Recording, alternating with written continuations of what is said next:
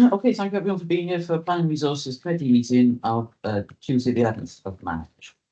Any apologies, please?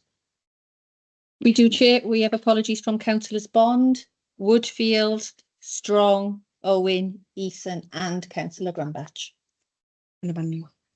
Oh, and Amanda Lewis. Sorry, councillor Lewis also as well. I'm being aware. Yeah. Oh, sorry. It's okay. Okay, thank you. Any declarations of interest, please? Madam Mayor. Thank you. Public question time.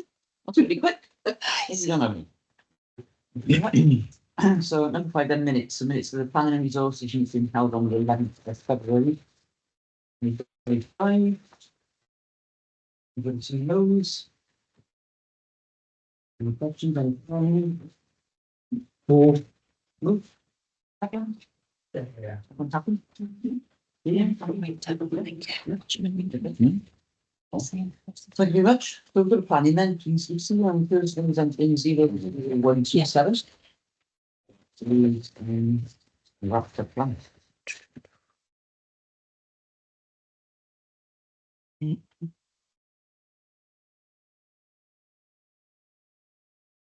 Bear with me. There we go. So this is the site location, one in red, and I only have the existing elevation, so I'm not too sure what they're turning it into. But this was all that was available on the planning portal. Is it going up? Build a block of flats then? For some reason I can't force. Oh, there we go. There you go. Then. It says including staircase and first story platforms. So 3 containers.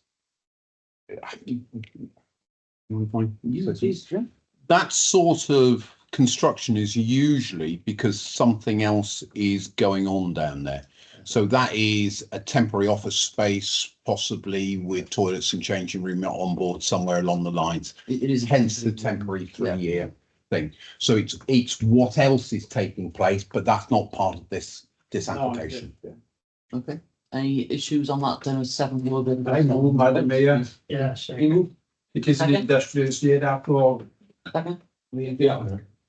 Okay. Thank you very much. And next one's ending 00188.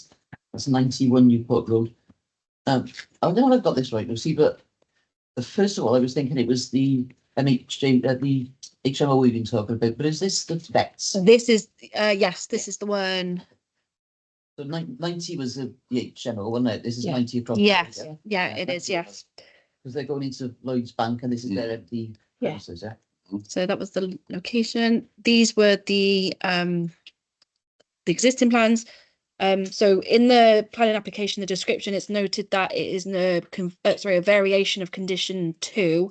I've had a look into this, and all it means is in this one here, in the proposed plan, this is now blank here, and all that was there in the approved plan was what looks like a study with a desk. So all they've done is taken that out. That is all the amendment is.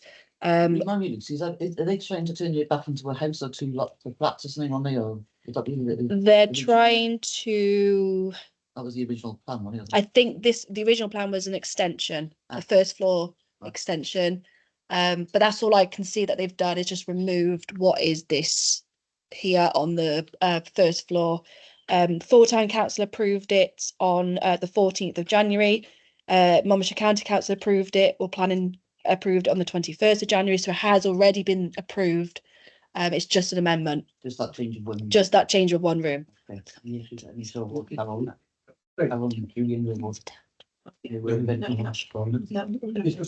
just scaling back the development, so I don't see any issue with Change the footprint, doesn't it? Come through. So somebody move that one. Yeah. Wyndham seconding. Thank you. And a show of hands. Show of hands. You happy with that? Yes. Unanimous again. Thank you very much. So 6.2 then is NCC approved for information. So 01505 is number 8 Ash Grove, that's been approved. The 00010 is number 90 Chepstow Road, that's the rear extension and rebuild garage, that's been approved. Yeah. Anything else we see on there, or are we? No, that's it. That's everything covered. Very much. Number 7 then, emergency electrical health and safety. Okay. If you wouldn't mind, mate. Yeah, councillors, you will be aware from the emails that I sent out that recently we had the security lighting checked outside, but also then the safety lighting was behind the door. We brought a electrician in. He immediately had a look at it, declared that some of it needed immediate changing because it wasn't working full stop. The security lighting out the back wasn't even connected. When this ceiling was refurbished, the contractors went up there and obviously at some point wires being cut in various different places. He's due to come in sometime this week, I hope, to finish the work and do it. But under the urgent need to get that light to work, I authorised for the work to go ahead. So it is just really to bring it to your attention so that you've been made aware that I did it. Will we note the acceptance of what needs to win by just emergency, as you said. Thank you, Jim. I'll second that. Shouldn't the contractors have seen to this? Shouldn't we be getting One of to them? it's part of what would have been under the retention funding. We've used most of the retention funding up Wyndham. We're not going to get anything else now from there. We saved some money both on Mark's fees because we didn't have him sign off that final retention bit. The reality of the situation is the contractors, we wouldn't get them back and we wouldn't get any compensation out of them. I think my point there is that the certificate of the safety of the electrical system should have been, we should have that from the contractors. Yeah, we didn't get one. Finished done with the work. Didn't get one. You know, Again, it was one of the it's things. questionable as to the effect on our insurance then. Yeah, it is. We will get one from our. I have to say, this electrician is the one that we used. I think you found him, didn't you, Lisa? For the nursery. For the nursery. So Lisa found him for the nursery, and he's been very helpful when we were trying to work out what the switch was that's now hidden in the cupboard there. That turned out to be live, and he had a look and he said, look, the best thing you can do is just leave it. It's going to be locked away. I don't know where it's going because of what it does and bits. So we've left that alone. And he's looking to work with us to work out what is the best cost option as to whether we need 2 lights in, security lights, or put a central one in to here so that it will light up the back. We'll also have a light outside that shines out so that people, when they leave out through there, it will be lit for them. And he's covered in his fee. It was about £1,200 in total, including excluding that. And he will ensure that that's then safe and secure, and he will certify all of those things. The other thing he's going to do, which I think will please you, Jim, is he's going to try and look at what the heck is going on with the hearing room, because we believe that that was also chopped into pieces. I do well believe that. I think, I think there's probably something in that. So what we'll do, we'll investigate alternative solutions. I think probably the best way to do that is with Rob Wilshire. And while I think of it, I've got a feeling that Rob Wilshire's apologies for Thursday night actually also included tonight. Yeah. So I will go back and double check that, but we will add into apologies as well. So Yeah, Frank? Yeah, Chair, if you remember, when we were having all this trouble with the sound in here, we came up with a suggestion from this council at the time of getting a microphone. If somebody wanted to speak, just pass the microphone to the speaker and everybody then could hear. Now, we never tried it, did we? No. No, but whether it worked or not, I don't know. We But tried the PA ones, didn't we? yeah, but It you was know, not easy to. but surely handing a microphone to someone to speak, you know, I'm sure It's- as long as they speak properly, you listen to them. we did something like that for the chamber in Lyme Regis. And the issue was where you put the speakers to boost the sound because you get feedback on the microphone. Mm. And if you put the speakers in the wrong place, then it's there. So it is much, in the end, it was a shortcut that didn't work, basically. Well, see, even when we had the loop, we had major problems with that. Years ago, you know, over the years, we've had many problems with it. Modern hearing aids now are working by Bluetooth. So what you do is you have a hearing loop which will connect to Bluetooth, and then it literally will connect into the sound system directly. Yeah. Those are some of the things that we're looking at. I know Rob has implemented some of these systems in schools, I believe. Yeah, he was, yeah. And so I think the conversation now is with Rob, with the electrician who was going to look and see what he could identify, and we'll bring a solution back to council for you to agree on. Thank you. Lisa, did you want to add something? I was only going to say, when we were in Mytel, if you Yeah. remember, we tried the PA and the microphone, didn't we? Yeah. But we had so much feedback over there as well, didn't we? So we did try it. Didn't really work, yeah, but sorry, you mentioned it. To be honest with you, I probably the one with the worst hearing problem here, nothing in this year and this, but I don't have a problem with it, with where we are now, as we are now. I don't have an issue with it at all. So, But when there's more people, I when I'm suffering the most, if I put it that way. Do you find it more difficult then? Sorry? Do you find it more difficult when there's more of us? There's only half of us here. No, I mean, I get along with everything that's going on here. Yeah, right. As long as you're not talking As long as you don't mumble. and instead of up here, you know what I mean? Yeah, well, that's the problem, isn't it? If there's a member down the bottom talking very quietly, then you and Gaynor people would just out of the loop. That's the problem. So once you're talking down, once you start talking down, that's when we get. Yeah. Let's get a proper system put in, and then if we've got people in the audience, but also I think it will help. We're getting more and more groups in here and using it without sounding ageist, because I've got shocking hearing. It will benefit the dementia group, the community groups, for people who need it. Yeah. So let's see what we can do. Okay, number 8 then is fencing work to be carried out around the council building.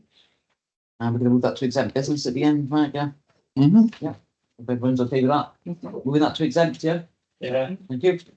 Number 9, application to Berry Street trading consent. I'm really not sure what that's about, but if you would explain, please.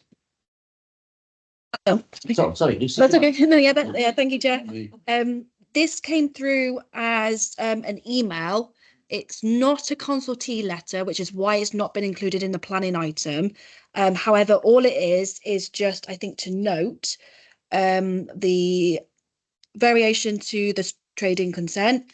I have photos which I can show you, and I'm not sure if you're aware of there's a coffee van that parks up on the industrial estate opposite the Mytel entrance. Yeah. At the moment it's a van, and all they want to do is change it to a trailer, which looks like this. So is that what that application's for? Just That's all it is, yeah. And I think we were included on it, but like I said, it wasn't a consultee letter, it was just an email.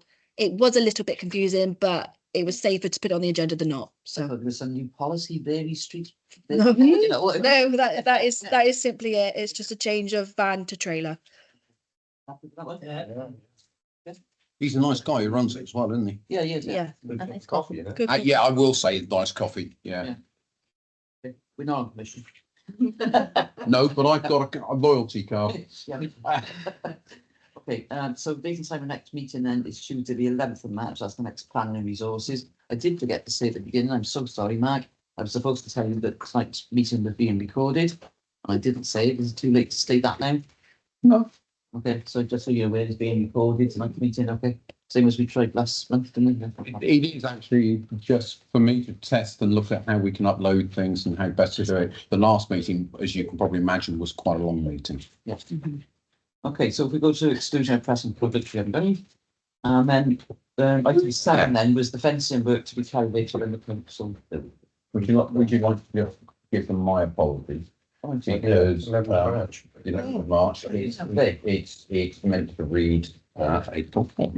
Eleventh of April, when they. Something in April. I don't know what date in April, but it's April. Thank you very much.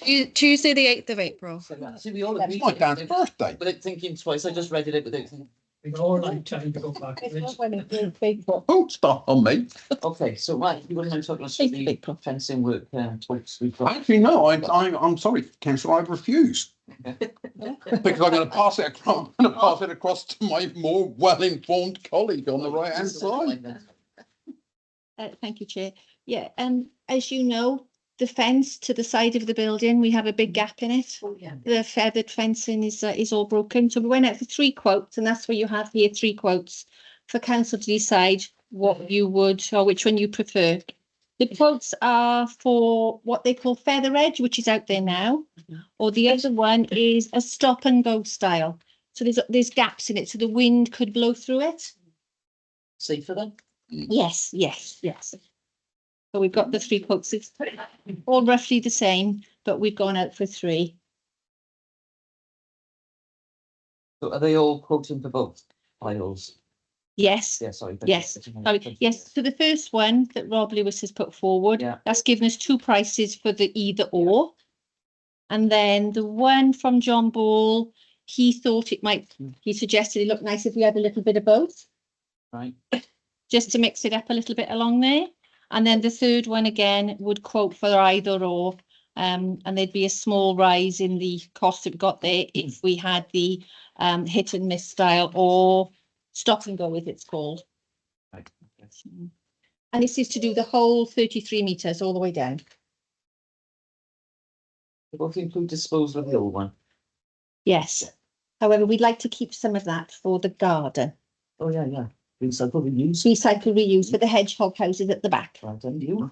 Okay, questions, councillors? You got 3 prices in front of you? We're talking about these quotations now. Yes. Yeah, All the favourable one, yeah. yeah. I mean, he does work for us anyway, and he's very satisfactory in what he does, but I think it's a heck of a very cheaper than the other one as well. But do you Thank want all of it to be this stop and go, or do you want, with John Ball's quotas, but you said alternate ones? Yeah, a little bit of both, yes. So do we want to go with alternate pattern? Some black over and some stop and go, or do we all stop and go? Is the stop and go thing really safer?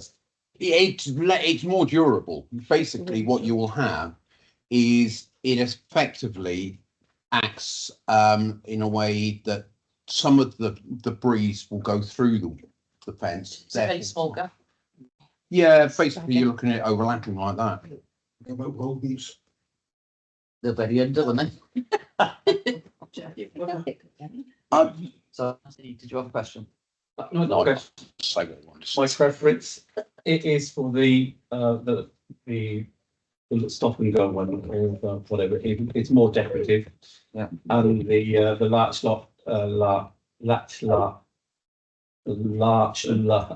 panels Say that. are very ubiquitous, so they're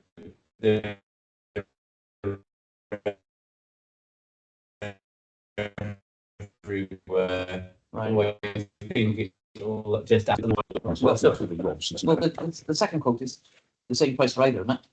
I'm not going to say Canadian, sorry. But if you were to ask John Ball price for all stop and go, would that be the same reason? No.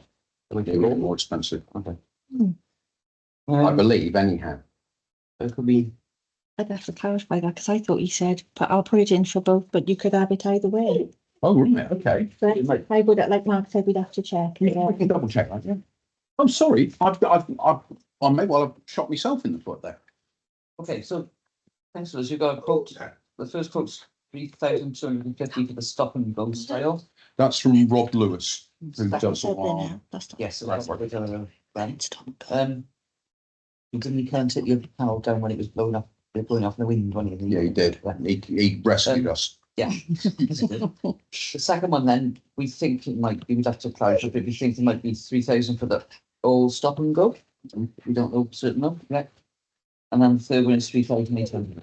It would, the stop and go would actually be about more. He's talking about £200 more on top of the feather edge quote. I suggest that the Diva one be eliminated at this stage. We've got. Yeah, that's horizontal. We're looking at vertical stop and go. I think that Ah, that one. one down there. That's it, that's the second one. No, next one. For that one, that's it, you That's got it.